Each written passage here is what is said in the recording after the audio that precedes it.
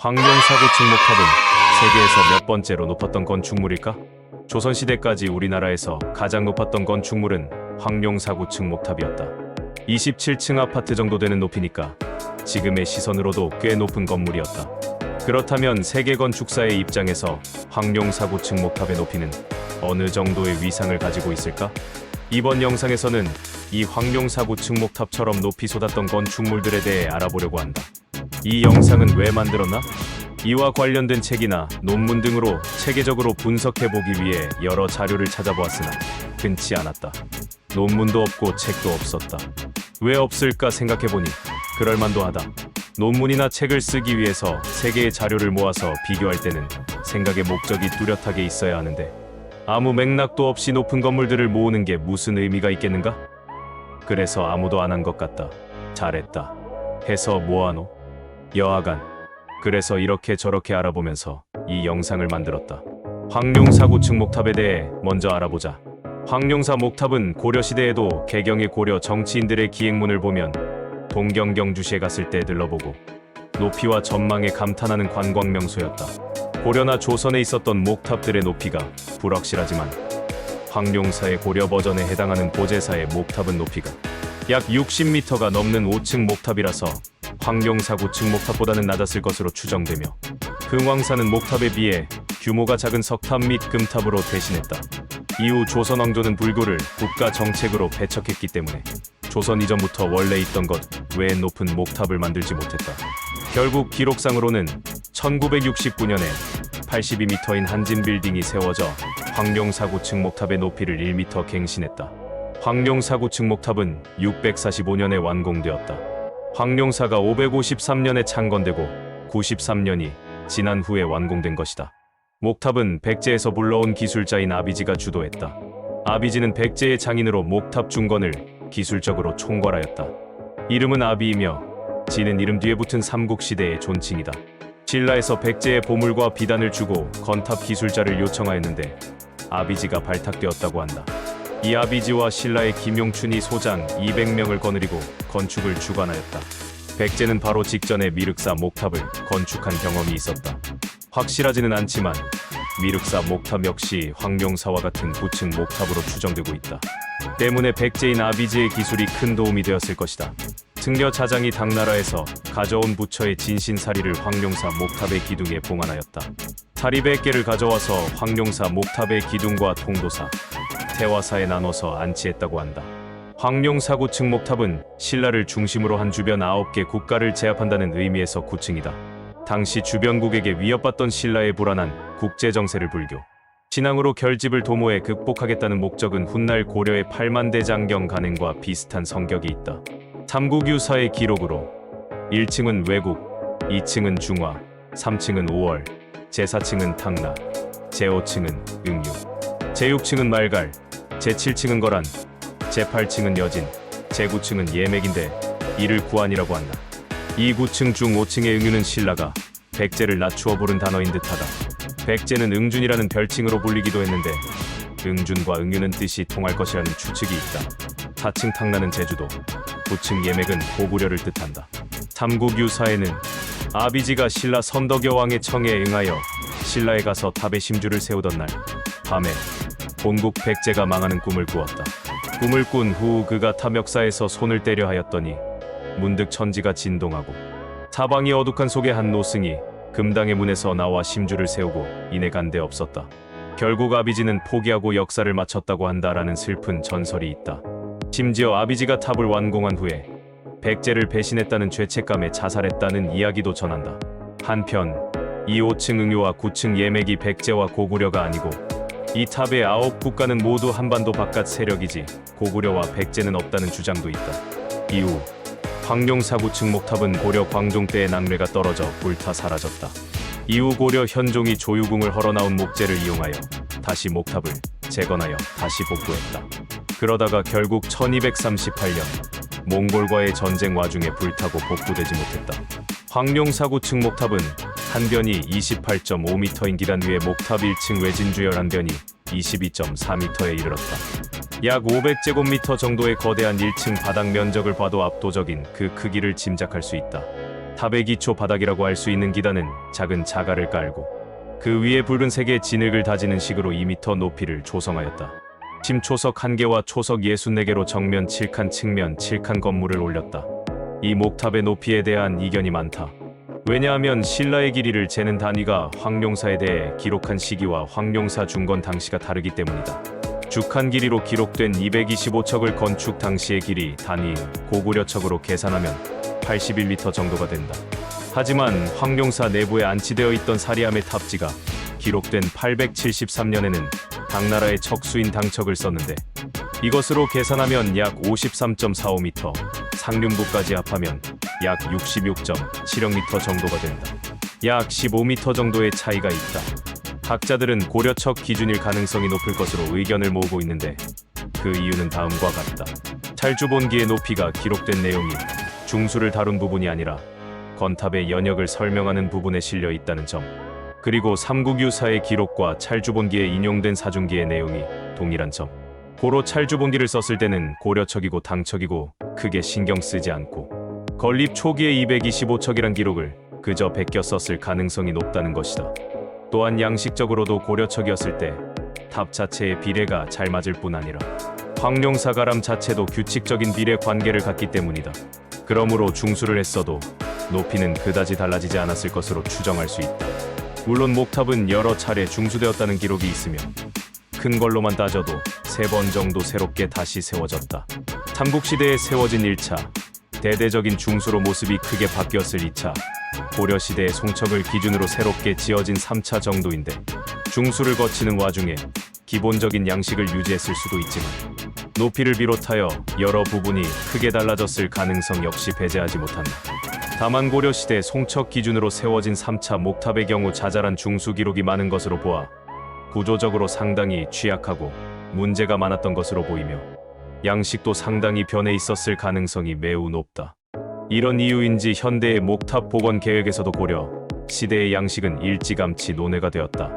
물론 고건축에서 심초석의 죽한 길이와 상부 건축물 높이를 서로 다른 단위로 다룬다는 건 상식 밖의 이야기이기 때문에 높이 역시 고려척 기준의 기록으로 이해해야 한다는 설이 유력하긴 하다.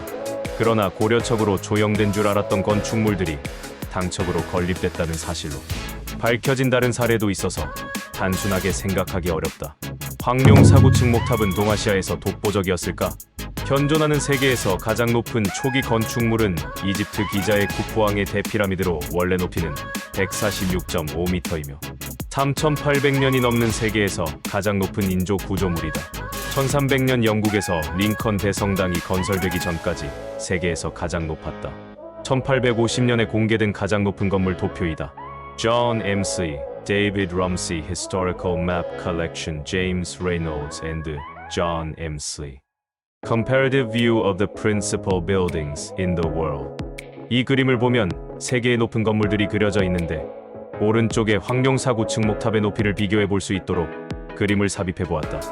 이 그림에 있는 건축물들은 높은 건물들이지만 당연하게도 세계의 높은 건물을 다 그려 넣지는 못했다. 어느 지역에서도 가장 높은 건물은 종교, 매장 문화 등과 관련이 있다. 일본 나라문화재연구소 문화재 도록 아스카 후지와라쿄 전에 있는 자료이다. 2002년에 아사히 신문사가 주최한 전시의 자료였다고 한다. 이 자료를 보면 오른쪽에서 두 번째 표시된 것이 황룡사구층 목탑, 맨 오른쪽의 1위는 영령사 목탑이다. 참고로 이 도표에는 당시 연구가 부족했던 목탑들은 죄다 빠져있다. 한국만 하더라도 고구려 청안비사지 목탑, 정릉사지 목탑이라든가 신라 실상사 목탑이라든가 백제에서도 밑변이 가장 컸던 목탑은 미륵사 목탑이 아니라 왕궁리 유적의 동쪽에 위치한 제석사 목탑으로 미륵사지 목탑지 한 변의 길이는 18.56m이나 제석사지 목탑지는 21.2m이다. 즉 만약 두 탑의 층수가 같았다면 제석사지 목탑이 미륵사지 목탑보다 훨씬 높았을 가능성이 많다. 결국 황룡사구층 목탑과 비슷한 높이의 목조 건축물이 많았다고 생각하는 것이 타당하다. 그 많은 목탑 중 황룡사구층 목탑이 발굴성과가 잘 드러났고 널리 알려졌기 때문에 유명한 것이지 다른 지역의 목탑이 확인되면 그 순위는 언제 바뀔지 모르기 때문이다. 한국과 불교 문화를 공유했던 중국과 일본에도 높은 탑들이 많았을 것으로 추정된다. 특히 중국은 문화혁명 이후 불교를 믿는 사람들이 많지 않았고 사라진 절터에 관심을 가지는 학자들도 상대적으로 부족했기 때문에 높은 탑과 관련된 고고학 조사가 많지 않았다. 앞으로 발굴 조사의 성과가 드러나면 높은 건물이 많이 소식을 전할 것이다. 물론 황룡사구 증목탑이 동아시아에서 그 높은 건축물 중에 하나임은 분명하다. 조선시대의 높은 건물이 변변치 않아서 크고 높은 건물로 민족적 자긍심을 찾고 싶어하는 우리나라 사람들에게 황룡사구 증목탑은 정말 중요한 콘텐츠이다. 참고로 간혹 이런 거대한 규모 때문에 현대 기술로는 복원도 불가능한 오버 테크놀로지인 것처럼 소개되는 경우도 있지만 사실이 아니다. 황룡사구 증목탑을 복원하지 않는 이유는 보증 문제와 예산 문제 같은 여러 가지 복잡한 문제들이 얽혀서 지지부진한 것일 뿐 81m짜리 목조 불탑을 만드는 것은 현대 기술로 불가능한 일은 아니다. 나무는 높은 건물을 짓는데 그렇게 좋은 소재가 아니다. 화재에 취약하고 흰개미 등의 해충에도 약하다. 보수도 자주 해줘야 한다. 그래서 우리나라에서도 목탑보다는 석탑을 선호했고 현존하는 거의 대부분의 탑이 석탑이다. 산이 많아서 돌이 흔한 우리나라에 비해 평야가 많아 좋은 흙을 구하기 좋은 중국은 흙으로 만든 벽돌로 건축한 전탑이 많고 상대적으로 양질의 나무를 많이 구할 수 있는 일본은 목탑의 전통을 이어갔다. 20세기 이전에 지어진 아시아에서 가장 높은 건축물 순위를 간단하게 알아보면 다음과 같다. 1위 영령탑은 중국 우어양에 있었던 154m의 불탑으로 516년 완공되었다. 534년에 벼락을 맞아 무너졌다. 2. 쇼코쿠지의 7층 탑은 일본 교토에 있었던 109.1m의 불탑으로 1399년 완공되었다. 1403년에 화재로 소실되었다. 3위 최산도 파고다는 미얀마 바간에 있는 100m의 불탑으로 1057년에 완공되었다. 첨탑까지 포함하면 100m를 훌쩍 넘긴다. 근대 이전의 아시아의 높은 건축 중 현존하는 가장 높다. 4위 도다이지의 동칠층 탑은 일본 나라에 있던 100m의 불탑으로 743년에 완공되었다. 1181년에 전쟁으로 소실되었다. 5위 도다이지의 서칠층 탑도 동칠층 탑과 같았는데 943년에 먼저 벼락으로 소실되었다. 역시 목탑은 오래 버티기가 너무 힘들다. 6위 랴오디 파고다는 중국 딩저우에 있던 84m의 불탑으로 현존한다. 7위 드디어 황룡사 9층 목탑이다. 한국의 경주에 있었던 80m의 불탑이며 660년에 완공되었다. 1238년에 몽골군이 불태웠다. 8위 베이시 파고다는 중국 수저우에 있는 76m의 불탑으로 1153년에 완공되었다. 9위 아바야기리아는 스리랑카의 아누라다푸라에 있는 스투파로 74.6m이며 기원전 103년에 건축되었다고 한다. 10위 마하차이티아는 인도 아마라바티에 있는 스투파로 73m이며 기원전 300년경에 건축되었다고 한다. 11위는 인도의 타지마할, 12위는 인도의 쿠투브 미나르이며 13위는 터키의 소레이마니예 머스쿠의 첨탑으로 72m이다. 70m에서 80m 정도의 건축물이 많다. 결론 황룡사구 증목탑지는 우리의 멋진 문화유산. 근대 이전 인간이 만든 높은 건축물은 거의 모두 죽음과 관련된 건조물을 포함하여 종교 건축이었다. 지역에 따라 지구라트, 피라미드, 탑, 미나레트, 타워 등으로 불리면서 높은 건축물을 만들어갔는데 그 역할들도 대부분 비슷했다. 우리나라에서 가장 높았던 건축물은 경주 황룡사에 있었던 9층 목탑으로 추정되는데 높이 80m 정도로 고전적인 방식의 목조 건축 방식으로는 최첨단의 기술이 적용되었다. 세계적으로 보면 아주 높은 건축물은 아니었지만 주변의 낮은 건축물들 속에서 우뚝 솟아있는 9층 목탑은 신라의 자랑이었을 것이며 이에 이 목탑과 관련된 많은 스토리가 전해지고 있다. 다만 국뽕이 가미되어 전 세계 혹은 아시아에서 독보적인 위치를 차지하고 있었다고는 말할 수 없다.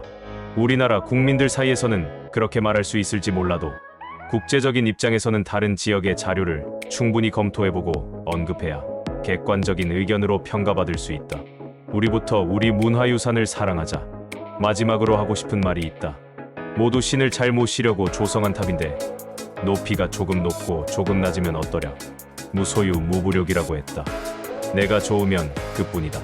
비교는 불행의 원천이기도 하지만 나를 돌아볼 수 있는 객관적 지표이기도 한 양날의 검이다.